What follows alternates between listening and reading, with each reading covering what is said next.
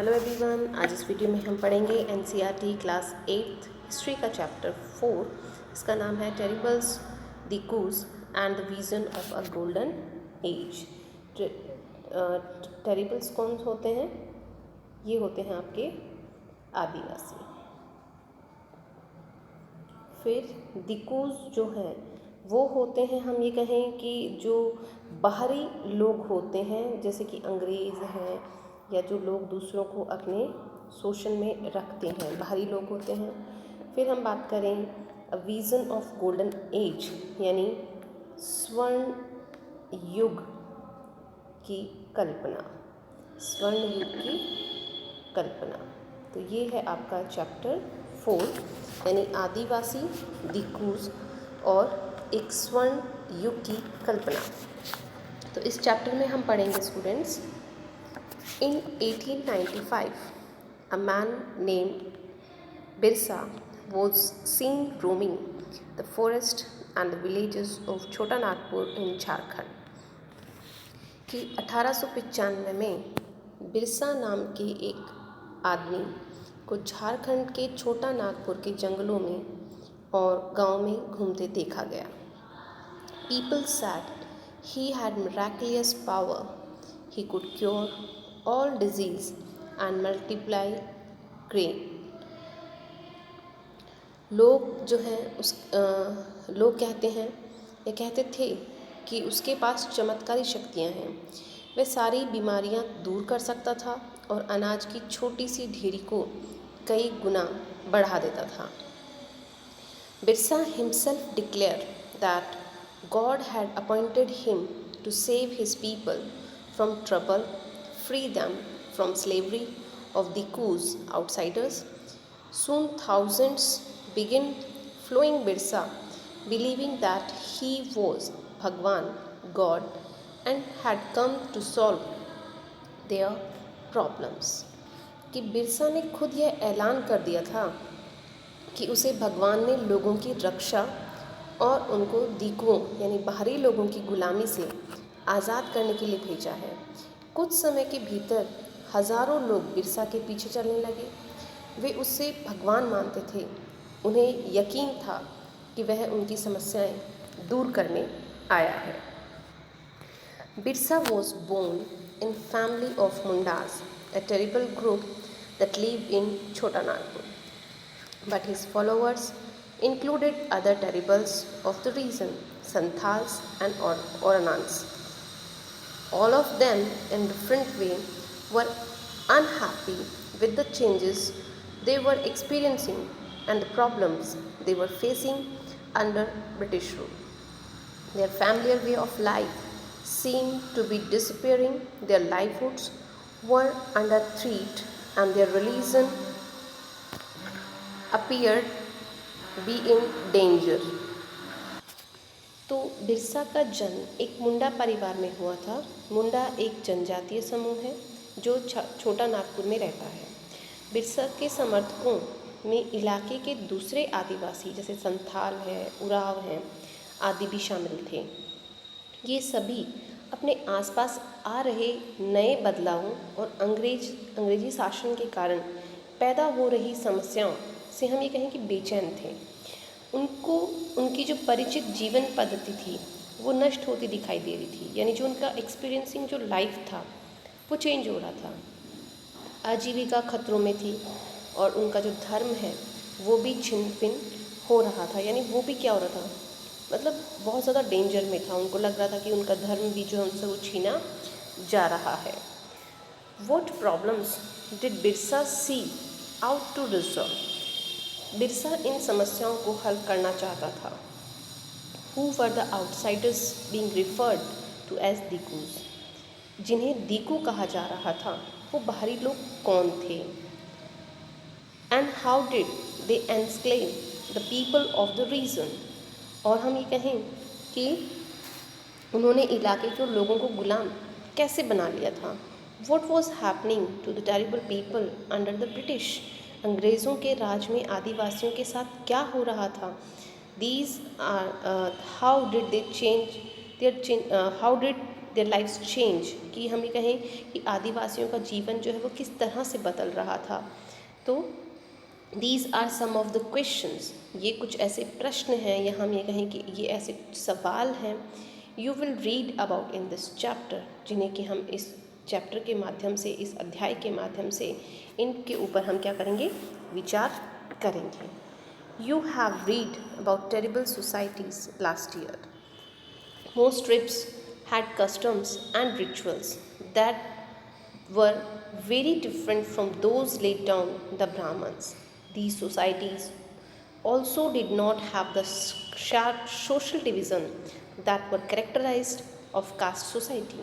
All those who belonged to the same tribe thought of themselves as sharing common ties and kinship.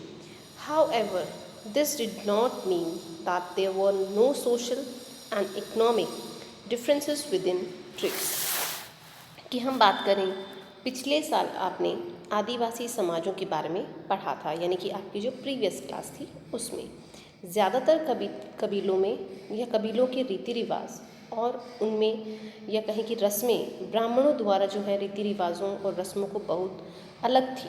यानी ब्राह्मण जो समाज था उसकी जो हमें कहें जो रिचुअल्स थी, जो उसके रीति रिवाज थे, जो उनके कस्टम्स थे, वो बिल्कुल अलग थी। इन समाजों में ऐसे गहरे सामाजिक भेद भी नहीं थे जो जाति पर आधारित समाजों में दिखाई देते हैं।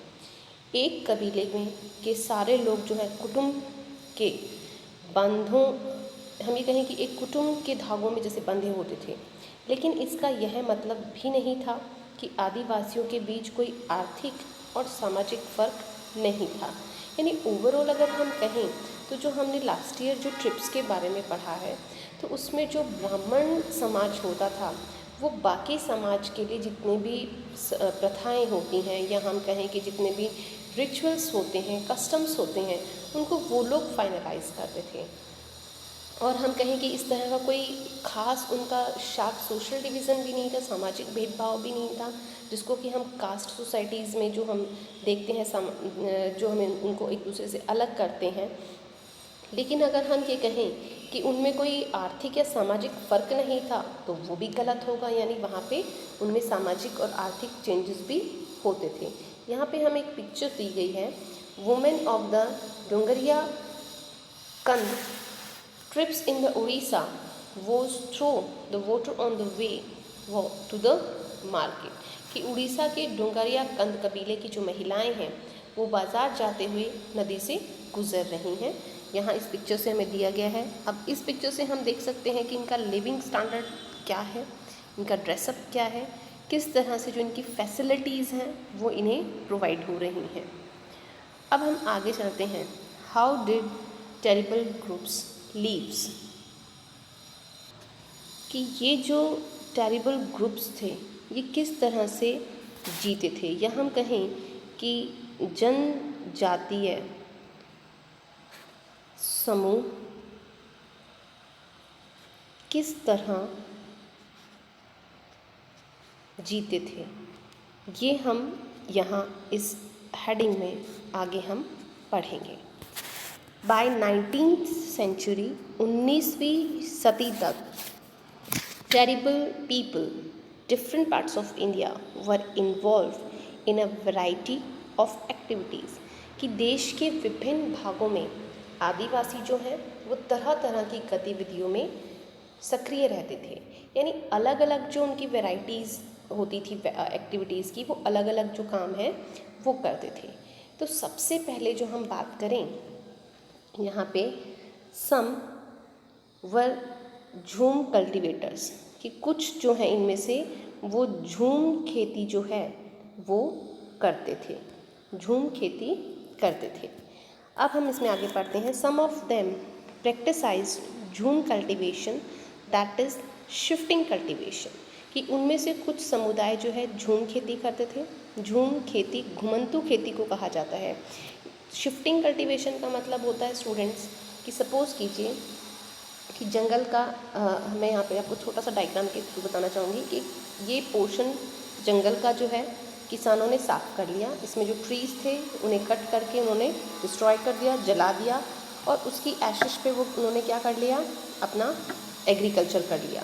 लेकिन कुछ समय बाद इस जगह को छोड़कर वो जब दूसरे लैंड पर जाते हैं, शिफ्ट हो जाते हैं, और वहाँ के जो ट्रीज़ हैं, पेड़ हैं, उनको कट करके फिर वहाँ पे जो ऐश होती है उसको वो यूज़ कर रहे हैं एज अ सॉइल, और वहाँ पे कल्टीवेट कर रहे हैं। फिर वो थर्ड पे मूव करते हैं, यानी वो शिफ्ट कर रहे हैं from one place to another place.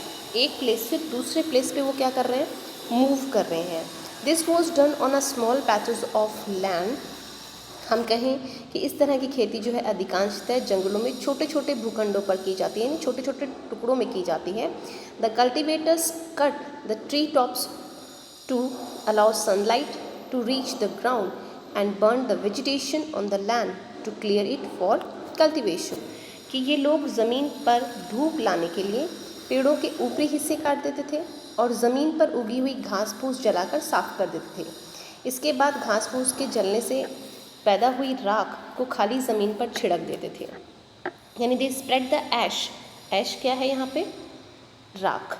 इसे हम राख कहते हैं, यानी जो वेजिटेशन जलाने के बाद में जो ऐश बचती है, राख बचती है, फ्रॉम द फायरिंग, यानी जंगलों को जलाने के बाद में जो राख बची, which contains potash to fertilize the soil, यानी इसके अंदर जो पोटाश होता है राख में, उसको मिट्टी में मिला दिया जाता है। They use the ash to cut trees, the hoe to stretch the soil in order to prepare it for cultivation, यानी राख को खाली ज़मीन पर छिड़क देते थे।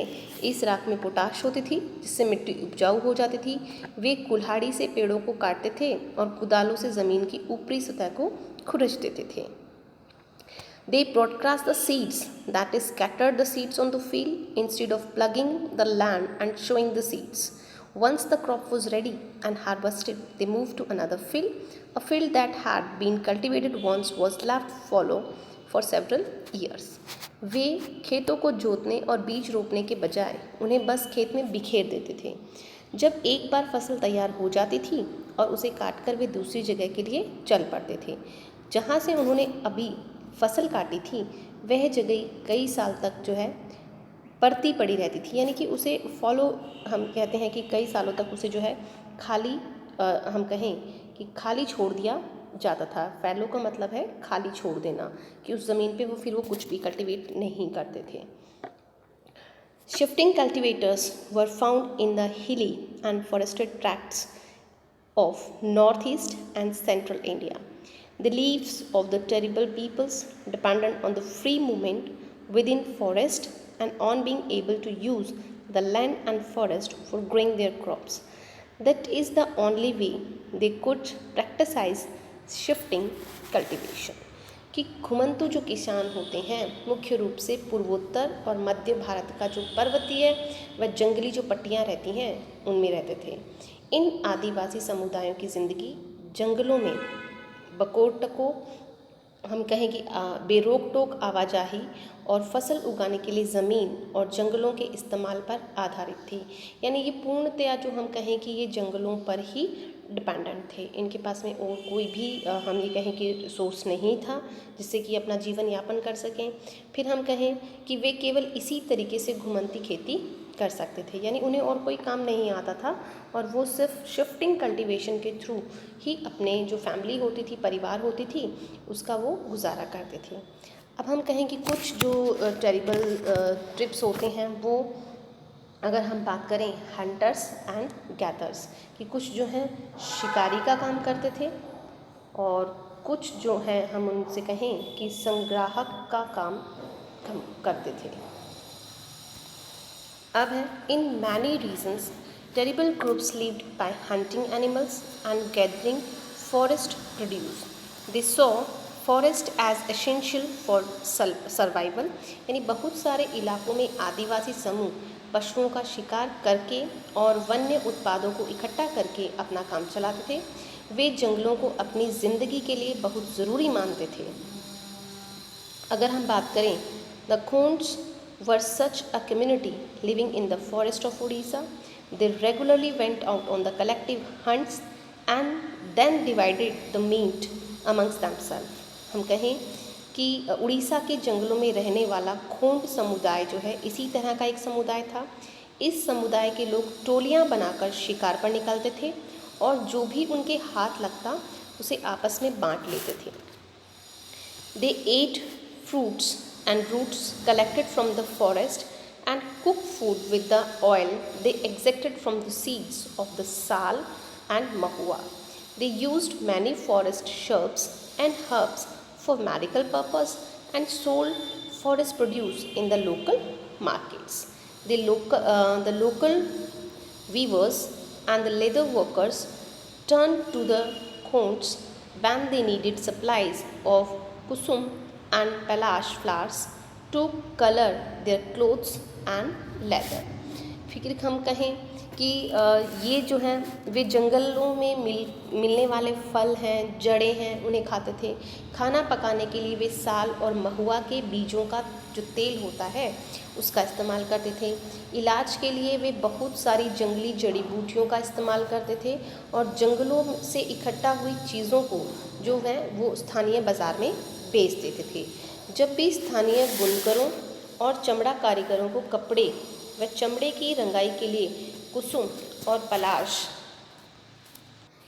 और पलाश के फूलों की ज़रूरत होती तो वे खांड समुदाय के लोगों से कहते थे कि उन्हें जो है उनके फ्लावर्स चाहिए। From where did these forest people get their supplies of rice and other grains? कि इन समुदायों को चावल और अन्य अनाज कहाँ से मिलते थे? At times they exchange goods, getting what they need in return of their valuable forest produce. कि कई बार तो चीज़ों के अदला बदली से काम चल जाता था। वे अपने कीमती वन उत्पादों के बदले ज़रूरत की चीज़ें ले लेते थे, पर कई बार उन्हें ज़रूरी चीज़ें खरीदने के लिए अपनी मुट्ठी भर आमदनी का सहारा भी लेना पड़ता था। At other times they bought goods with a small amount of earnings they had, यानी जो भी पैसा उनके पास होता उसका उनको यूज़ करना पड़ता। Some of them did odd jobs in the villages, carrying loads or building roads, while others labored in the fields of peasant and farmer. When supply of forest produce shrunk terrible, people had to increasingly wander around in search of work as laborer.